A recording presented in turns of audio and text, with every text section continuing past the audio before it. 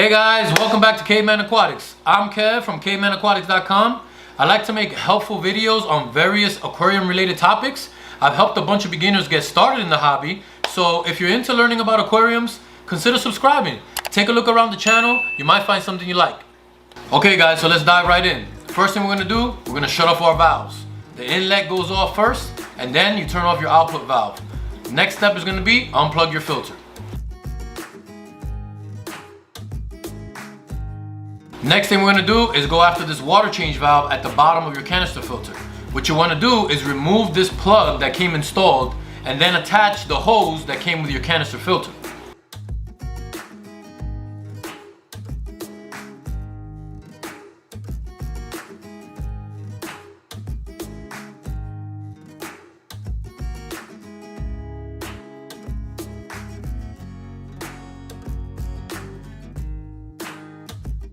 Now that we got our hose and bucket set up, we're going to take the valve off the outlet side of the canister. What you want to do is depress the spring button on the bottom of the valve at the same time while pulling up on the valve. This will release it from the canister. It does require two hands at the same time. It's a little tough to get off. Don't forget to grab a towel just in case you get any spillage of water.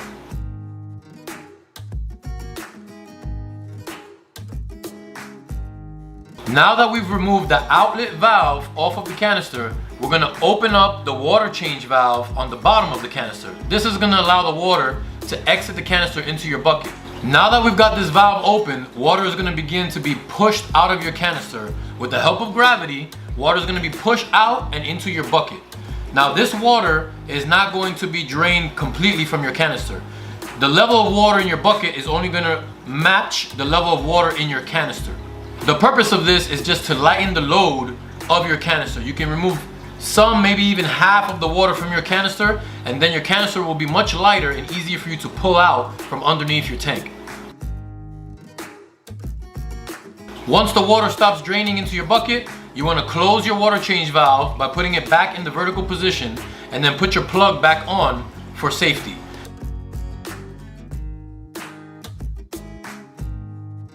First put the red cap all the way back on, twisting it clockwise, righty-tighty. Then put your plug in and push inward. Now you're gonna go counterclockwise on the red plug, basically pushing it back against the plug and securing it to the valve.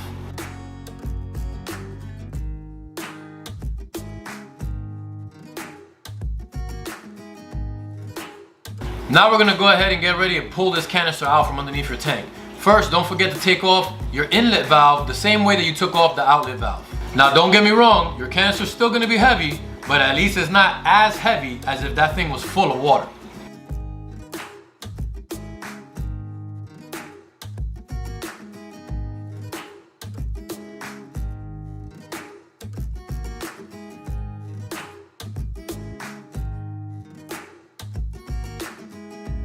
Okay guys, I installed this canister about 2 months ago and I've got a pretty overstocked tank here. So with 2 months of no maintenance, let's open her up, see what kind of damage we're working with.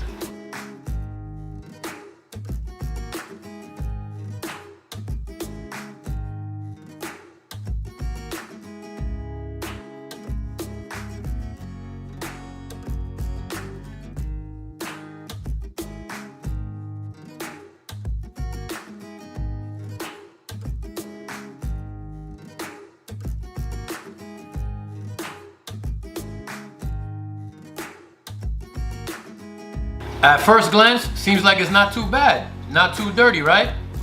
Hold on. Guys, this thing is nasty. Look at all this gunk all over that biomedia. This is my biofoam pad.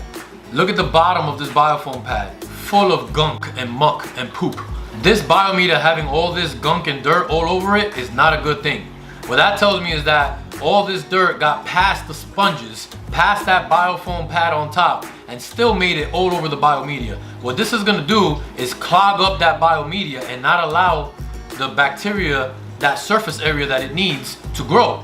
That's not a good sign. What this tells me is 2 months might be too long to wait before cleaning. I'm going to pull these baskets out, start separating everything, and start cleaning. Take note of what that water in the bucket looks like. Remember, this is tank water. We took that water right out of the canister. But take a look at how clear it is now versus when we're done with this. All this gunk should never reach the biomedia. This kind of gunk is supposed to be caught in your mechanical filtration. Your sponges, your coarse, medium, and fine sponges, supposed to catch all this muck and not allow it to reach this level of filtration.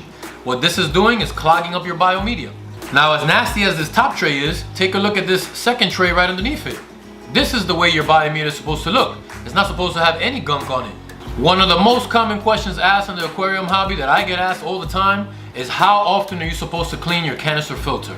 Well, there's a lot of variables. Depends on your bioload, depends on your feeding, it depends on a lot of things, but this is how you gauge it.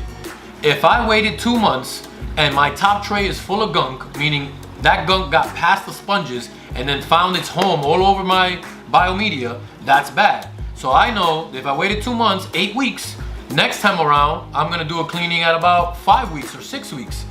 And then I'll judge how much gunk got past all the sponges. If all my biomedia is nice and clean the way it should be, then I know that's my sweet spot. Okay guys, I gotta get this biomedia cleaned off. Now, an error that I made when I first installed the FX6 is that I put this biomedia right into the basket, which is fine, not a problem, but when it comes time to clean, I can't dunk this entire basket into the bucket.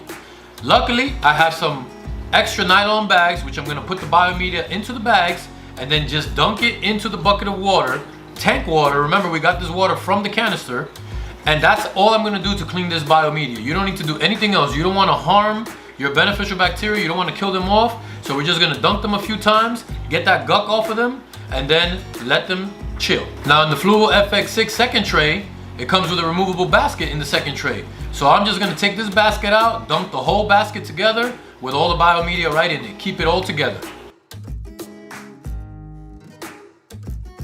Underneath that basket is another layer of BioHome Ultimate. I'm gonna do the same thing. Take all of it out, put it in a nylon bag, and just dunk the bag into the tank water. Now we're at the bottom tray. In this bottom tray, I keep a bag of ChemiPure Blue. But being as I got an overstocked tank and this canister filter is this nasty inside, I'm gonna go ahead and just toss it. The other thing in my bottom tray is a bag of Purigen. Now this Purigen also looks nasty. It's lost all its color, it's super dark. I'm gonna make a quick attempt at trying to rinse it off, see how it looks, but as you can see, it's a no-go. That's going in the trash too.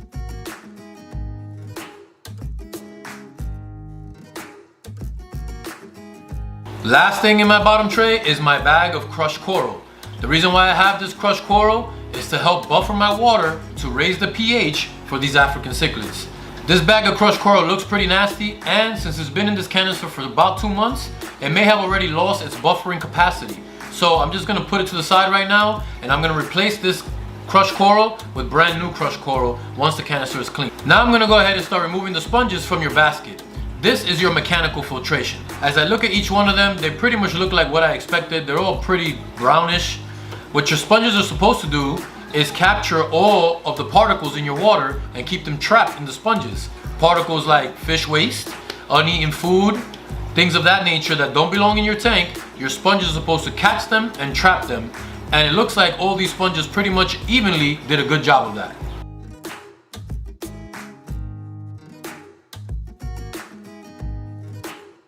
Now we'll step outside for a second and have a little fun with the hose. This is the easiest way to clean these baskets up. I don't know if you can tell, but as I'm spraying these things down, I'm trying really hard not to get splashed with any of this gunk.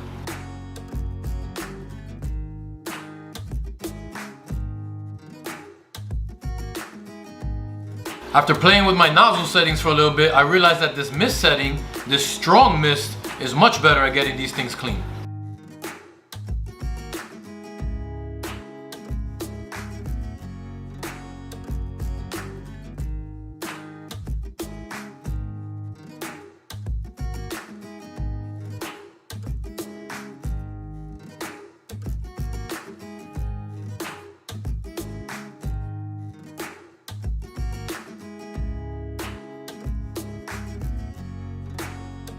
There they are, guys, looking like brand new. Now, I still plan to use this bucket of tank water to clean my sponges, so I've got to make space for them. I don't know how long it's going to take me to clean all these sponges, so I definitely don't want to leave my biomedia just sitting on the ground dry. I don't know how long it takes for beneficial bacteria to start dying off, but I don't want to take that risk. So what I'm going to do is take my bags and my tray of biomedia and put them right into the tank, let them hang out there while I clean these sponges.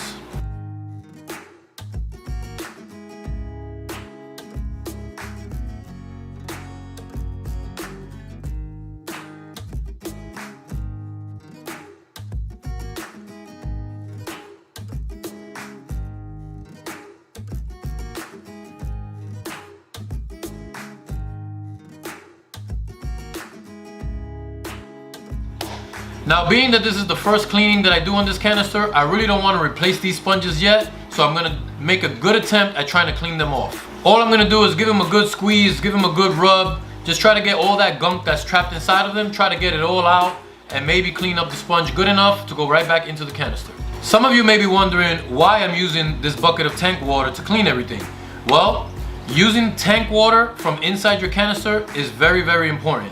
If you clean anything from inside your canister with tap water, the chlorine in your tap water is going to kill off all the beneficial bacteria, all the hard work that your canister has done to grow this bacteria. The chlorine is going to kill all of that. This is the reason why you want to use tank water to clean your biomedia, to clean your sponges, clean anything that has the potential for bacterial growth. You want to clean it inside tank water to maintain and preserve that bacteria that you've already grown. Yes, even though your sponges are technically mechanical filtration, they also have a bunch of surface area for beneficial bacteria to grow on. So if you clean your sponges in the tub or in the sink with tap water, any bacteria that has grown on those sponges will be gone. You've got a big tank with big fish, and if you kill off your beneficial bacteria, you can cause an ammonia spike in your tank. There won't be any bacteria to convert that ammonia, and you're gonna have a lot of dead fish. Remember what that water looked like before we started cleaning these things? Check it out now. Our biofoam pad that goes in the top tray looks like it's also in good condition, so we're just gonna give that a good squeeze and a rub down, get that nice and clean. It's gonna go right back in.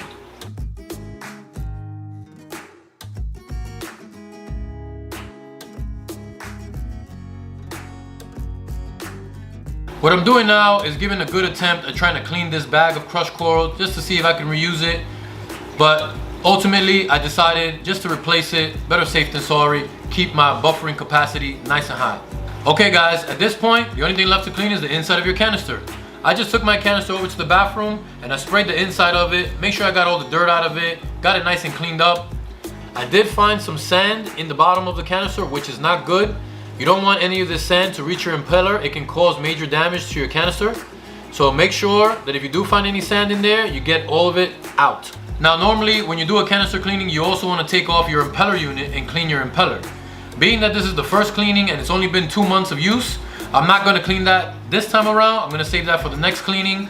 Maybe I'll even make a video on that too. As you can see, I've got a new bag of crushed coral ready to be installed, and my biomedia is still hanging out in my tank doing well. Okay guys, now we're going to start putting everything back together. We're going to start off with this bottom tray. I'm going to grab this new bag of crushed coral, which I already rinsed over the sink to get all that dust off of new substrate. I put everything back into the bag. We're going to put this new bag of crushed coral into our bottom tray. The other thing this bottom tray is going to be used for is for chemical filtration. Chemical filtration should be the last thing that your water hits before the water goes back to the tank. So I got my bag of Purigen. I'm going to make sure this bag of Purigen goes right into this bottom tray, the last tray before water exits the canister. Now it's time to start filling these baskets with my biomedia. With all this time that it took to get everything clean, I'm glad that this biomedia wasn't just sitting on the floor on the side somewhere. I'm glad that it was in the tank, making sure all that beneficial bacteria was being preserved. Now it's time to get it out of the tank and start filling up these baskets. Some of you may be wondering why I'm using so much BioHome Ultimate and only BioHome Ultimate. Well, I'm currently running an experiment to see if BioHome Ultimate can actually live up to its claims. Currently, the only way to remove nitrates from your tank is by doing scheduled water changes or by having a heavily planted tank. Well, BioHome Ultimate claims to reduce nitrate levels in your tank by growing anaerobic bacteria that feed on this nitrate, reducing the amount of water changes that you need to do. Well, I've had this canister filter fully loaded with BioHome Ultimate for 2 months now, and according to their claims, it takes about 4 months for the growth of this anaerobic bacteria. So I'm gonna leave all this Biohome Ultimate intact, full of whatever bacteria it has currently, and I'll get back to you in 2 more months and let you know what I found out about the nitrate levels in this tank. Now I'm gonna go ahead and get my handles put back on securely so we can get all these baskets back into the canister. Now the FX6 requires that you fill it with about 2 gallons of water before you close it up and install it. The reason for this is so that the canister can self-prime it. Now, being that we cleaned everything with tank water, at this point, I don't want to take a chance and just fill it with tap water and kill the biomedia that we just stuffed back into it. So what I'm gonna do is just err on the side of caution and use tank water to fill this canister. 2 gallons is about halfway. You can pretty much just eyeball it and you'll know when to stop filling it up.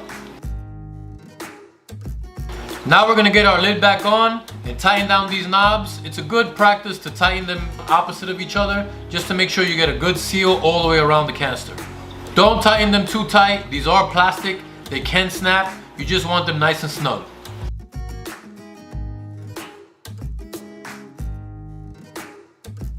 Throwing your canister back underneath your tank is gonna be just as hard as it was taking it out, but at least it's not as heavy as a full canister.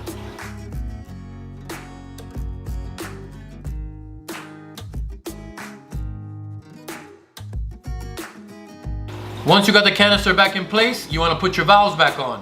This is done very easily by just pushing down, and you'll hear a click once it's secured in place. That's it.